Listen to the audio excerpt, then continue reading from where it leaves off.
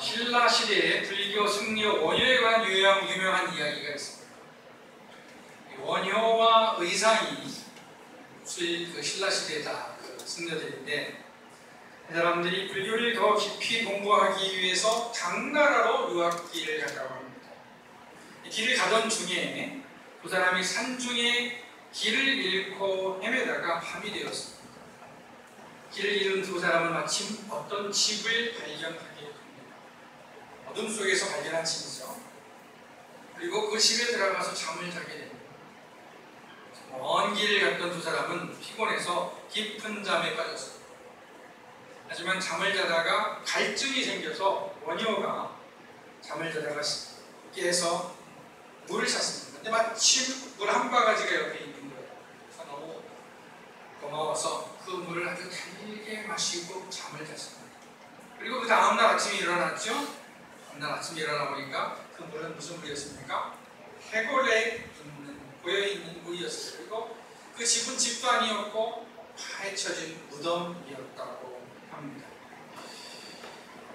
그리고 원효는 그 자기가 마셨던 물이 해골물이라는 것을 깨닫고 막 구역질을 했다. 그리고 당나라로 원래는 유학을 가려고 했는데 유학을 포기하고 돌아갔다. 중요한 것은 당나라가 아니라 내 마음이구나 하는 것을 깨달았다 하는 것이죠. 돌아와서 불교를 좀 보편화하는 그런 운동을 했다고 합니다. 원효 이야기하고 오늘 말씀은 본질적으로 다르지만 유사점이 있는 것 같아서 말씀드립니다. 제가 성경에서 개인적으로 가장 좋아하는 사건들이 있습니다. 신약 성경에서는 삭개오 이야기입니다. 삭개오는 죄인이었죠. 세리 공무원이었기 때문에 죄인이었습니다. 그러나 예수님을 만나서 자기 죄를 고백하고 자기 재산의 절반을 가난한 사람들에게 나눠주겠다고 약속을 했고, 불법으로 취한 것은 4배나 갚아주겠다라고 했습니다. 그런데 이 과정이 참 멋있습니다. 예수님은 삭개오가 죄인이라는 사실을 아셨지만 자기를 만나기를 원하는, 자기에 대해서 궁금하게 생각하는 삭개오를 책망하지 않고 삭개오를 먼저 부르시고 그에게 회개할 기회를 주셨습니다. 그리고 삭개오가 회개를 했습니다. 삭개오 이야기는 예수님이 죄인들을 위해서 먼저 죽으시고 죄인들은 예수님의 죽음을 보면서 거기서 하나님의 사랑과 섭리를 보고 회개하고 구원받는 구원의 과정을 실질적으로 보여주는 그런 이야기라고 볼 수가 있겠습니다. 다시 말하자면 삭개오가 회개하게 된 것은 먼저 하나님의 사랑을 깨달았기 때문에, 그러니까 어떤 사람이 변화되기 위해서는 책망도 필요하죠. 그러나 더 큰 사랑이 필요하다는 것을 알 수가 있습니다. 이 삭개오 이야기만큼 제가 좋아하는 말씀은 바로 오늘 읽은 야곱이 베델에서 하나님을 만나는 이야기입니다. 베델은 이스라엘 그 여러 지역들 중에서 매우 중요한 의미가 있는 그런 지역이죠. 베델은 예루살렘에서 북쪽으로 19km 정도 떨어져 있는 곳이라고 합니다. 이 사사시대 말기에는 하나님의 법궤가 베델에 있었습니다. 그리고 이스라엘의 위대한 지도자인 사무엘은 베델, 길갈, 미스바 등을 순회하면서 이스라엘 백성들을 지도를 했습니다.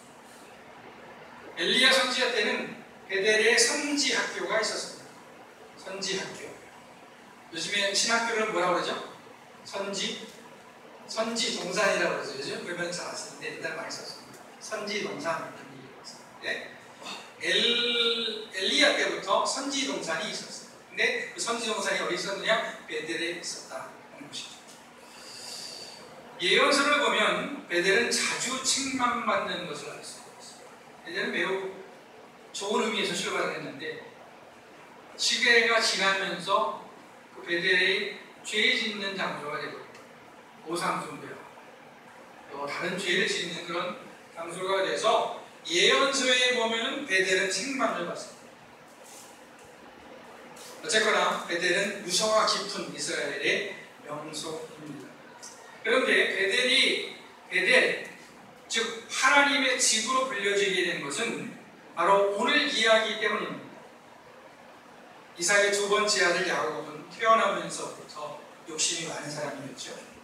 야곱은 엄마 뱃속에서 나올 때 형의 발뒤꿈치를 잡고 나왔습니다. 발뒤꿈치, 야곱이라는 이름 자체가 발뒤꿈치를 잡았다는 것이죠.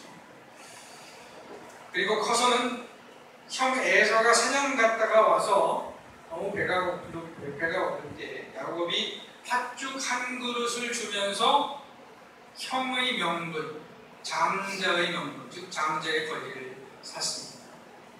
그리고 아버지가 늙어서 장자를 축복할 때 야곱은 자기를 장자, 즉 에서라고 속여서 아버지에게서 형이 받아야 할 축복을 받았습니다. 아주 뱃속에서부터 욕심이 많았고 아버지 돌아가시기 직전까지 복을 쟁취한 사람. 그리고 야곱은 형 에서의 미움을 받아서 아버지로부터 축복을 받은 다음에 형의 미움을 받아서 자기 집을 떠나서 외삼촌이 있는 이쪽 어디입니까? 바단 하란으로 떠나게 됩니다. 근데 야곱이 출발한 곳은 어디냐면 부엘세바예요. 부엘세바는 이스라엘 제일 남쪽입니다. 그리고 부엘세바에서 야곱이 하나님을 만난 베델까지는 약 90km가 돼요. 굉장히 먼 거리죠. 야곱이 베델에 왔을 때 야곱의 몸과 마음은 매우 지쳐 있었을 것입니다. 야곱은 지친 몸을 가지고 노숙을 하게 됩니다. 그런데 야곱은 놀라운 꿈을 꾸게 되죠. 바로 하나님을 만나는 꿈이었습니다. 야곱의 꿈속에 보니까 하늘에서 땅으로 이어지는 사닥다리가 있습니다. 아주 긴 사닥다리가 있겠죠. 그리고 그 사닥다리를 보니까 천사들이 오르락내리락 하는 거예요. 그리고 그 사다리 맨 위에서 하나님의 말씀이 들립니다. 나는 너의 조상 아브라함과 이삭의 하나님이다. 내가 너에게 이 땅을 주겠다. 네 자손이 이 땅에 티끌같이 돼서 네 서쪽과 동쪽과 북쪽과 남쪽으로 퍼져나갈 것이며 땅의 모든 족속이 너와 네 자손으로 말미암아 복을 받을 것이다. 아브라함과 이삭에게 주셨던 약속인데 또 주시는 거죠. 내가 너와 함께 있어 내가 어디로 가든지 너를 지키며 너를 이끌어 이 땅으로 돌아오게 할 것이다. 내가 네게 허락한 것을 다 이루기까지 너를 떠나지 않을 것이다. 이런 약속의 말씀, 놀라운 말씀. 그리고 그것은 꿈이었죠. 꿈속에 드는 말씀이에요. 그리고 꿈을 꾸고 있다가 정신이 번쩍 듭니다. 이게 꿈도 종류가 있죠. 그냥 어떤 생리적 욕구 때문에 생기는 꿈도 있고 그 전날 심리적인 어떤 충격 때문에 생기는 꿈도 있는데 이 꿈은 신령한 꿈이에요. 신령한 꿈. 그리고 이 신령한 꿈에서 깬 야곱은 하나님이 자기에게 나타나셨다는 것을 알았죠. 그리고 하나님이 바로 여기 계시는구나 하는 것을 알았습니다. 그리고 그곳 이름을 베델, 즉 하나님의 집이다 라고 부릅니다. 벳이라는 것은 집이라는 뜻이고 엘이라는 것은 하나님이라는 뜻이에요. 베델, 집 하나님, 그러니까 하나님의 집. 야곱은 하나님께서 나타나시는 곳에서 제단을 쌓고 하나님을 경배합니다. 그리고 하나님과 언약을 했습니다. 하나님이 나와 함께 계셔서 내가 가는 이 길에서 나를 지키시고 먹을 떡과 입을 옷을 주셔서 내가 평안히 아버지 집으로 돌아가게 하시면 여호와께서 나의 하나님이 되실 것이요 네가 기둥으로 세운 이 돌이 하나님의 집이 될 것이요 하나님께서 내게 주신 모든 것에서 10분의 1을 내가 반드시 하나님께 드리겠습니다 라고 약속합니다. 신구약과 마찬가지입니다만은 구약에서 언약이라는 단어가 굉장히 중요한 단어예요. 언약 백성. 이 언약이라는 건 뭐냐면 하나님과 인간 사이에 맺어진 약속인데 대체로 보면 하나님께서 먼저 대체가 아니라 다 하나님께서 나타나시고 하나님의 백성을 택하시고 너는 내 백성이 되라 나는 네 하나님이 되겠다라고 말씀을 하십니다. 어떻게 보면 좀 그 약속은 하나님 주도적인 것이에요. 일방적인 것인데 야곱과 맺은 언약은 그야말로 쌍방의 계약입니다. 물론 하나님께서 먼저 나타나시고 야곱에게 약속을 하셨지만 야곱이 하나님의 약속을 받고 하나님을 섬김으로 11조를 드리겠다라고 하는 것을 보면 하나님이 야곱과 맺은 언약은 아주 쌍방적인 것이었습니다. 베델 이야기에서 우리가 생각해야 할 몇 가지가 있는데요. 첫째는 하나님이 무소부재하신 분이다 하는 것이죠. 무소부재.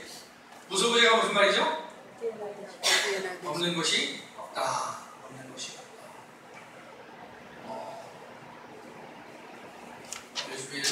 요즘 말로 얘기하면 뭐라고 영어로 해야 될까요? 헬라어로 얘기하면 라틴어로 얘기하면 어떻게 될까요? omnipresence. 어디나 계십니다. 하는 뜻이 되겠습니다. 하나님은 어떤 특정한 장소, 어떤 특정한 시기에만 계신 분이 아닙니다. 물론 구약시대에 하나님께서 성소를 지정을 하셨죠.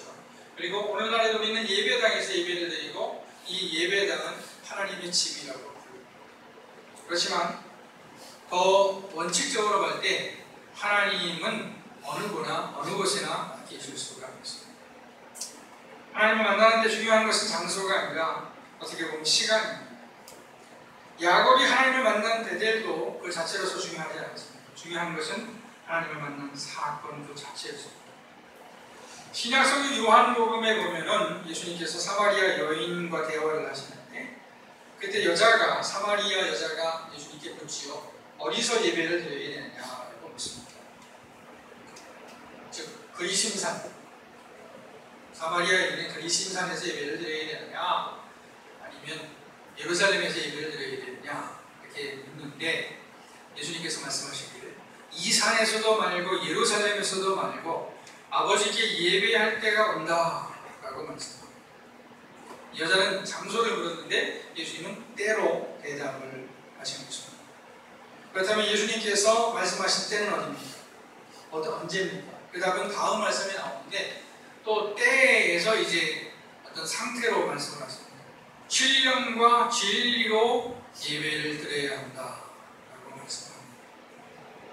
그러니까 중요한 것은 장소가 아니고 신령과 진정으로 드리는 마음이라는 것이죠. 마음이 중요하다는 것입니다.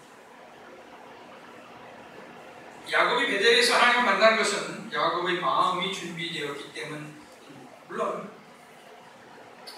야곱이 의도적으로 준비한 건 아니겠죠.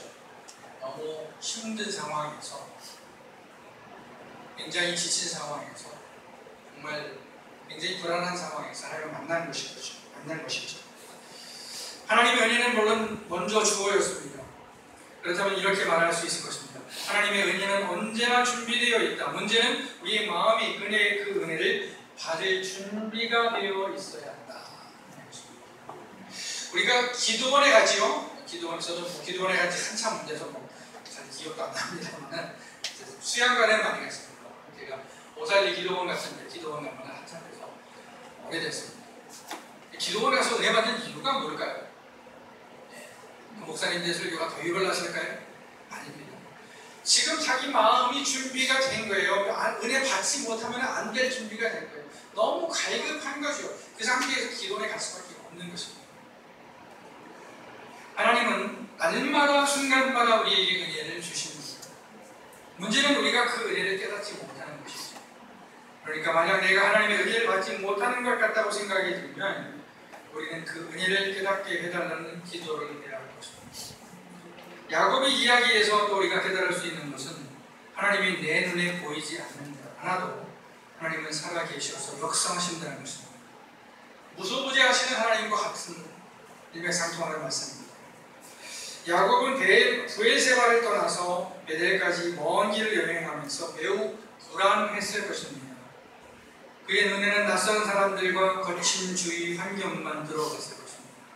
그리고 야곱이 하나님을 꿈에서 만나던 그날은 야곱의 불안이 최고조로 달했을지도 모릅니다. 하나님은 안 계신 것 같았을 것입니다. 그러나 야곱은 꿈을 통해서 하나님이 살아계신다는 것을 깨달았습니다. 욥기에 보면 욥이 감당하기 힘든 고난을 당하면서 이렇게 고백하지. 내가 앞으로 가도 그가 아니시고 뒤로 가도 보이지 아니하며 그가 왼쪽에서 일하시나 내가 만날 수 없고 그가 오른쪽으로 돌이키시나 내가 배울 수 없고. 하나님이 계신 것은 인정할 수 있겠는데 그걸 느끼지 못한다 하는 얘기가 되겠습니다. 욥의 답답한 마음을 알 수 있습니다.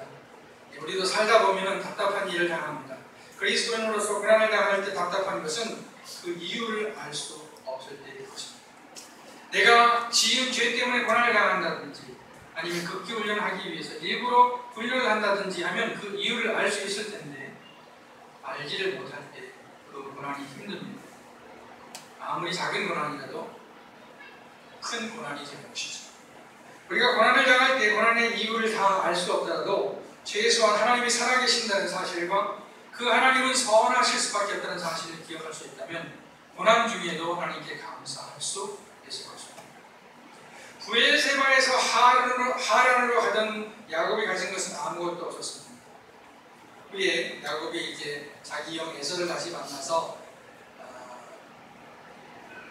이제 하나님을 만나게 되는데 그때 하나님 에서를 만나기 전에 기도를 하죠. 그때 뭐라고 하느냐면 제가 갈 때 가진 것이라고는 지팡이뿐이었습니다. 근데 지금은 2대를 입었습니다. 하나님께 기도를 드립니다.